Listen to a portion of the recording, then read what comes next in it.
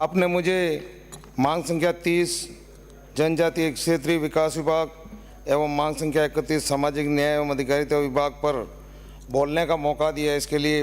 बहुत बहुत धन्यवाद। माननीय सभापति महोदय, मैं बजट घोषणा में जनजातीय क्षेत्र के लिए पहली बार निष्पक्ष जनहित की बड़ी बड़ी घोषणाएं हुई, जिससे जनता को सीधा राहत मिलने वाली है। जनजातीय क्षेत्र बांसवाड़ा डूंगरपुर के लिए हमारे लोकप्रिय मुख्यमंत्री जी, वित्त मंत्री जी ने बड़ी सौगात देते हुए 220 केवी जैसे वजाग्रा सागवाड़िया बांसवाड़ा सागवाड़ा पादड़ी डूंगरपुर की बड़ी बड़ी घोषणाएं, बिजली कटौती से राहत देने का काम हमारे क्षेत्र के लिए हुआ है। माननीय सभापति महोदय, टीएसपी में सड़कों के लिए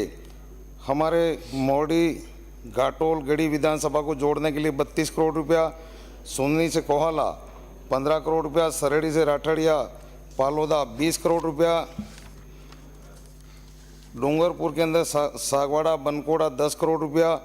टीएसपी क्षेत्र में ये घोषणाएं करके हमारे टीएसपी क्षेत्र के लोगों को सड़कों की एक बहुत बड़ी सौगात दी है। माननीय सभापति महोदय जी, आपके माध्यम से मैं मुख्यमंत्री जी, वित्त मंत्री जी को धन्यवाद दूंगा कि अजमेर से बांसवाड़ा 358 किलोमीटर जो कि ग्रीनफील्ड एक्सप्रेसवे का जो घोषणा हुई है और इसमें हमारे क्षेत्रों को जोड़ा गया, और श्यामा प्रसाद मुखर्जी जिला उत्थान योजना सहभागिता योजना लागू करके जन सहभागिता के काम करने का एक मार्ग प्रशस्त किया है। पहले गुरु गोलकर की योजना जो चल रही थी, जिसको कांग्रेस सरकार ने आते ही उसको बंद कर दिया था। नगर पालिका प्रतापपुर में सतोरी नदी पर एनीकट सौंदर्य, बांसवाड़ा समय माता सौंदर्यकरण, ऐसे बड़ी बड़ी घोषणाएं और काम करके हमारे टीएसपी क्षेत्र में बहुत अच्छे काम आने वाले समय में होने वाले हैं। माननीय सभापति महोदय जी, मैं हमारे देश के प्रधानमंत्री जी एवं मुख्यमंत्री जी को कोटि कोटि धन्यवाद देता हूं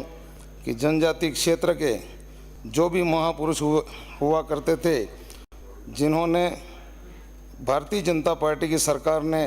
बजट घोषणा में लेकर के हमारे डूंगर बरंडा, डूंगरपुर, बासिया सरपोटा, बांसवाड़ा और वीर बालिका कालीबाई के नाम संग्रहालय खोलने के लिए 25 करोड़ की जो घोषणा की,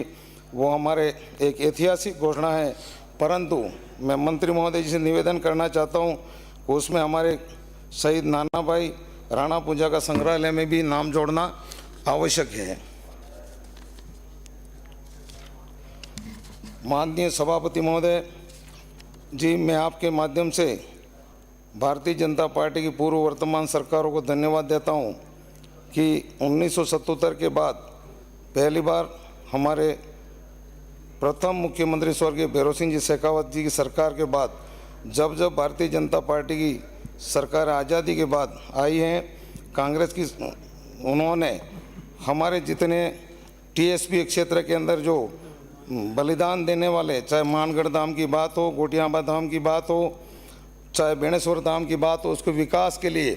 जो योजनाएं बना करके कार्य प्रारंभ करके आज इस उन स्थलों का एक सौंदर्यीकरण किया, ये कार्य हमारे लिए एक ऐतिहासिक कार्य है। माननीय सभापति महोदय जी, हमारे जब भारतीय जनता पार्टी की सरकार में भैरव सिंह जी शेखावत साहब ने राजनीतिक के अंदर एसटी, एससी, ओबीसी को आरक्षण दे करके सभी लोगों को राजनीतिक क्षेत्र में जोड़ने का काम किया, चुनाव लड़ने का मौका दिया, और 95 में जब हमारी सरकार 91-92 में थी, टीएसपी क्षेत्र का अलग से आरक्षण दे करके हमारे युवाओं को नौकरी देने का काम पहली बार किया गया। माननीय सभापति महोदय जी, 1977 के बाद जनजाति मंत्रालय का गठन हुआ और पहली बार केंद्र में जनजाति मंत्रालय का गठन हुआ, तब से टीएसपी क्षेत्र का विकास की गति हमें प्राप्त हुई और पूरे क्षेत्र में सभी तरह के काम होने प्रारंभ हुए। माननीय सभापति महोदय जी, मैं माननीय प्रधानमंत्री जी और माननीय भजनलाल जी सरकार को निवेदन करना चाहता हूं कि हमारे टीएसपी क्षेत्र में बाप नाम की पार्टी का गठन करके कांग्रेस ने आत्मसमर्पण करके हमारे आदिवासी युवाओं को भ्रमित करके जिस तरह से गुमराह किया जा रहा है, आज जैसे बिल प्रदेश की मांग हो, चाहे विभिन्न प्रकार का जो सांप्रदायिक फैलाने का काम है, ये कांग्रेस पार्टी का काम है। और इस कारण से आज हमारे क्षेत्र के अंदर एक आतंकवाद फैलाया जा रहा है। जैसे आपको पता है कि बांसवाड़ा डूंगरपुर के अंदर आए दिन रात में पत्थरबाजी होना, लूटपाट होना, ऐसी अनेक घटनाएं जो हो रही हैं। मेरा आज आपके माध्यम से निवेदन है कि ऐसी घटनाओं पर रोक लगाई जाए, उसके खिलाफ कार्रवाई की जाए, क्योंकि पूरे क्षेत्र में हमारे लोग जो बागड़ के गुजरात जाते हैं और कई लोगों पर ऐसे 84 विधानसभा क्षेत्र में हमले हुए हैं, मुकदमे हुए हैं जो जग जाहिर हैं। उसके खिलाफ ऐसे लोगों के खिलाफ कार्रवाई की जाए, ये मेरा आपसे निवेदन है। माननीय सभापति महोदय जी, मैं आपके माध्यम से कहना चाहता हूं कि भजनलाल जी की सरकार में टीएसपी क्षेत्र के लिए 1000 की जगह 1500 करोड़ करके टीएसपी क्षेत्र के विकास के लिए पानी, बिजली, सड़क, शिक्षा, कृषि कार्य की समस्याओं के समाधान के कई कार्य जनहित में होने वाले हैं। मेरी विधानसभा गढ़ी में जनजाति बच्चों के लिए मैं माननीय मंत्री महोदय जी से निवेदन करूंगा कि 100 छात्रों के लिए आवासीय कोचिंग सेंटर भवन सहित खोलना आवश्यक है। असंचित क्षेत्रों में नदी नालों पर सौर ऊर्जा चलित सिंचाई लिफ्टों की आवश्यकता है।